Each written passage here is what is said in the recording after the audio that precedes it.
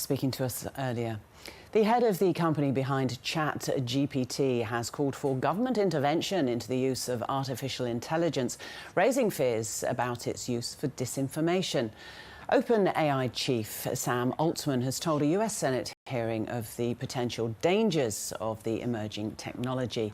He admits the increased use of AI will reshape the economy and likely lead to job losses. My worst fears are that we, the field, the technology, the industry, cause significant harm to the world. I think that could happen in a lot of different ways. It's why we started the company. It's a big part of why I'm here today. I think if this technology goes wrong, it can go quite wrong. And we want to be vocal about that. We want to work with the government to prevent that from happening. Well, Toby Walsh is the chief scientist at the AI Institute at the University of New South Wales and joins us now from Sydney. Toby, morning to you. What did you make of what he had to say overnight? Well, I think it's quite simple. If the CEO of the company introducing the technology says that we need more regulation as how the technology is introduced, if the Australian Human Rights Commissioner says, as she did on Monday, that we need more regulation about how this technology is going to be introduced, we probably need more regulation about how this technology is introduced into our lives. Do you think Sam Altman is just preempting what is inevitable anyway? What lawmakers around the world are having this discussion now, and I think his concerns are very valid. The fact that this is going to repeat the harms that we saw with social media, that this is a tool for mass misinformation, and if we're not careful, for example, at the upcoming US presidential elections, we're going to see it used as a force not for good, as there is great potential, but a force for wrong. Toby, it does make you question where the moral compass is of these tech companies. No obligation for them to have a moral compass, but Sam Altman, the CEO of OpenAI, is the one behind the development of this, the pushing of this into all areas of our life. Why don't they have their own regulations, their own rules? That is an excellent question. After all, he is the person who's responsible for putting it in the hands of as many people as quickly as possible. But the problem here is the commercial pressure. We're talking about trillion-dollar industries being created in front of our eyes. And so it is very much a race. And it's hard for them to resist those pressures, those commercial pressures.